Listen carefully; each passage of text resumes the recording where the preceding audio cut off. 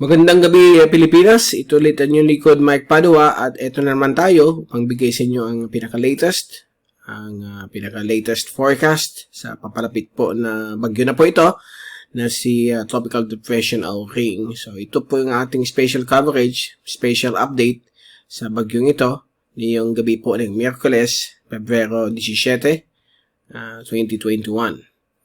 So, as usual, ang ating Tagalog version ay pinaglilingkod sa inyo ng Typhoon 2000. Now, discuss na po natin itong bagyong ito. Ito po yung ating fast animation mula sa University of Wisconsin, CIMSS, Tropical Cyclone Satellite Server. So, yan po siya. Medyo gumaganda na po ang kanyang sirkulasyon o nag-i-improve yung kanyang pag-iikot habang ito po ay bumabagal sa may kanluran bagay po ng Palau o sa may South Philippine Sea. Kasalukuyan po siyang nasa loob na po ng Philippine Area of Responsibility kaya binigyan po siya kaninang tanghali ng pag-asa ng pangalan bilang Auring. Ito po ang pinakaunang bagyo ngayong taong ito. At ito po ay babagal po o baka huminto pa o quasi-stationary, hindi gagalaw sa loob ng 3 araw, 24 oras, but within the next 2 to 3 days, ito po ay tatahak. Mabagal po. Okay? So, magkakaroon po itong chance na lalo pa itong lalakas. May mga computer models na pwedeng umabot po ng 100 kilometers per hour. Yan po ang forecast. Sana naman po hindi po matuloy kasi kawawa po mga kababayan natin kapag maafektuhan po itong panibagong kalamidad na papalapit po sa ating bansa.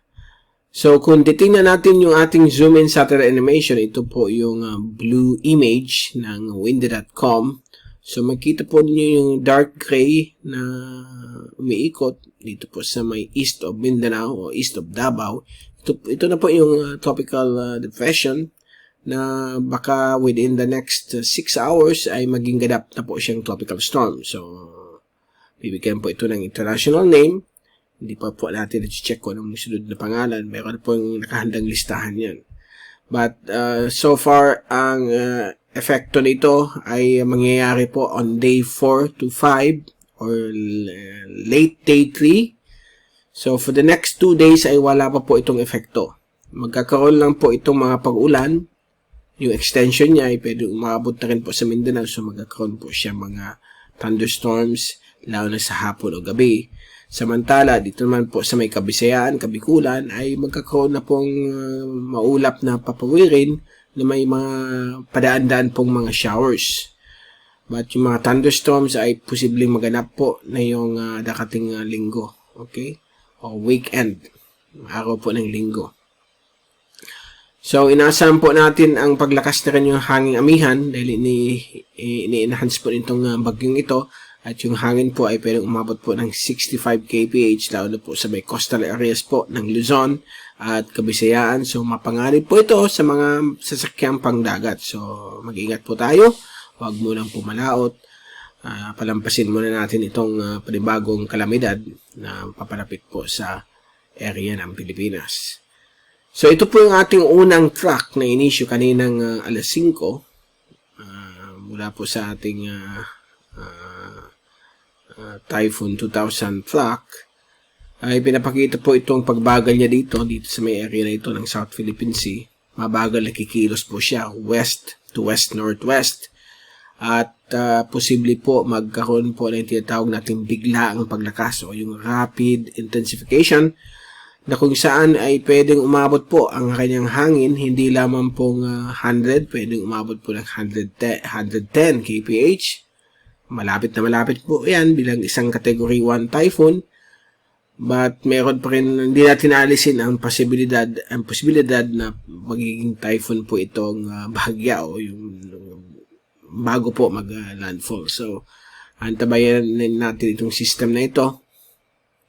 So, nagbago po ang track, medyo umakyat ng bahagya ang mga forecast models. At ito yung ating general track mula sa Typhoon 2000. Mula po dito sa mga napakaraming computer models. At dito naman po yung cone of uncertainty.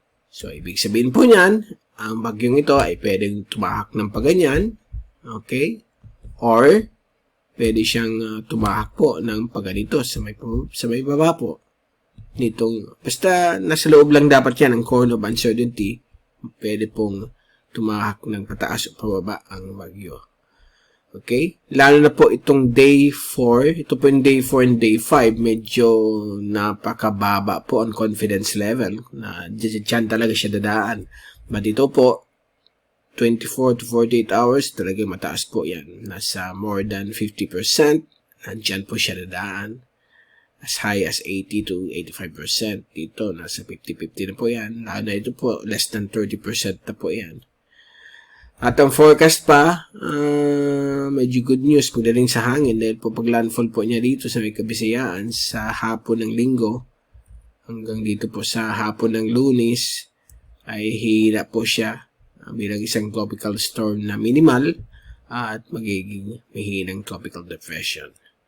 So, maghanda po tayo, mga kababayan natin sa Mindanao, Visayas, Mimaropa, Bicol Region, Southern Tagalog Provinces, kasama rin po ang Central Luzon at Metro Manila dahil po pag umakyat po ito, dahil po sa amihan, pag humina yung amihan, aakyat po yan bigla. So, yan po magiging problem natin. Pero kung maintain pong katamtaman ng malakas ang amihan, baka dito lang siya sa track na ito. Pag sobrang lakas yung amihan, baka dito na po sa may Palawan at Mindanao. So, let's all pray na hindi po ito lalakas. Okay? Para ulan na lang ang pwedeng ibigay dito. Subalit, yan din po ang problem sa ating bansa. Konting ulan lang mula sa isang LPA, mahinang bagyo, ay yan. Kakaroon po tayo ng mga flash floods, landslides, dahil sa mga lugar kung saan tayo ninirahan, sa mga areas na nagkakaroon na po na environmental effects. Okay? So, kung titingnan natin na yon ang various computer models, napakagulo po. Kita ninyo yan. Itong pula sa gitna, yan po yung ECMWF. Itong violet, yan po yung American model. Ito po yung UK Met, UK United Kingdom model. Ito po yung US Navy model sa Bicol mismo. Yan, dala ng Naga, Legazpi. So, it's really hard. Mahirap pa po i-finalize kung saan siya dadaan. Dito lang po tayo mag-concentrate sa 24 to 48 hours. Wala naman pong perfectong forecast pagdating sa bagyo. Kahit sa localized forecast. Yung forecast lang sa panahon. Maximum accuracy, 70% lang po pagdating sa forecast sa panahon. Okay? Mababa na po ang 50%. Nangyayari po yan. Pag ang forecast na ulan, wala naman ulan. Okay? Ang bagyo, ganun din po yan. Pagdating sa number of days or hours, kung kailan siya darating, mas mataas ang accuracy pag less than 3 days. But pag 3 days up, yan, babagsak na po ang accuracy niyan. Low confidence na po yan. So, tandaan po natin, mas mabuti na nga ang bagyo na forecast natin compared sa mga lindol na talagang wala. Okay? So, the genius of the human minds ay nakatulong po mag-create dito mga supercomputers para magkaroon po ng mga napakagandang mga forecast na compared 20 years or 30 years ago ay palpak pa po. Ngayon talagang maganda na po yung 2-day forecast. Kaya tutok tayo sa 2-day forecast. Yung 3, 4, 5, yan yung babantayin natin at pwede na rin natin paghandaan. But hindi yung sobra-sobra. Pag 2 days left, doon na tayo magseryoso. Kasi alam natin, lalo pag mabagal ang takbo ng bagyo, marami pong changes na pwede mangyari. Okay, so tapusin natin ito. Bilisan na natin, mahaba ang ating YouTube update. So, ito po yung wind forecast na tili po, actually, umakyat yung kanyang forecast. Pwedeng umabot ng 110 yung kanyang hangin. Okay?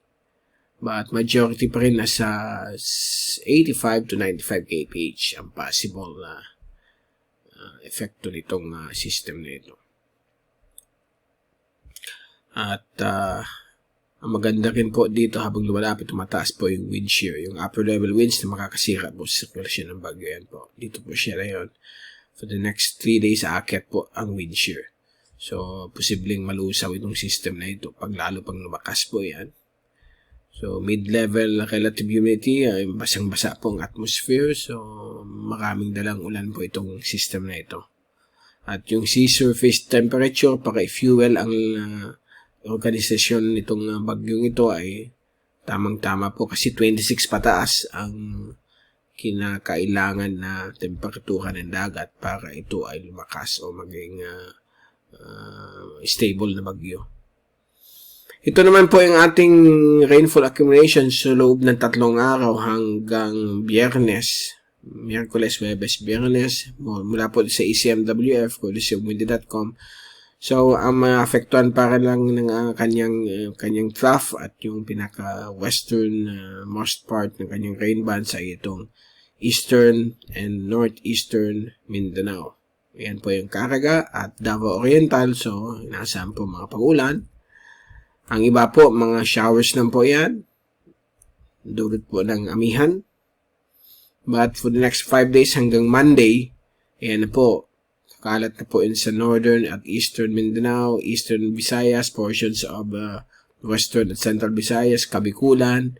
Expect na po natin na talaga malalakas na ulan po yan. Dahil bagyo po ito na papalapit na may dalang moisture para magbigay ng grabing ulan sa atin. So, expect po natin yan yung weekend, Sunday through Monday. So, mag-ingat po tayong lahat. While dito sa may Mindanao at Visayas, simula po yan siguro late Friday hanggang Sabado hanggang Linggo. At bago tayong paalam, ito po yung ating GraphSat para makita ninyo. Nandiyan po si O-ring. Yan po yung amihan. Lalakas po yan for the next 24 hours. Ngayon kasi nandito pa lamang yan. At lalakas po yan dahil po lumalakas din si O-ring. So, yung amihan na-attract po sa mga lower atmospheric pressure since ang bagyo po ay napakalalim po na atmospheric pressure. Okay? So, yan po. Yan po ang ating latest. Babalik ulit tayo Huwebes ng gabi. Okay, ibigay nyo sa inyo pinaka-latest update kung saan papunta na itong bagyong O-ring. Huwag nyo kalimutan mag-subscribe sa aking channel dito po sa Mr. Typhoon sa YouTube. Para updated po kayo sa mga papalapit na o paparating na mga bagyo sa ating bansa. So, mag-ingat po tayong lahat. Let's all pray na sana malusaw na itong bagyong ito. Mag-iba ng direction. Sa dagat lang siya. Okay po ang ating buhay sa Pilipinas. At mula sa Typhoon 2000, ito ulit si Mike Pado. Magpapaalam. Mag-ingat po tayong lahat. #, TyphoonWiser. God bless to all. Stay safe lagi. And maraming salamat po sa pagpunod niyo sa aking YouTube channel.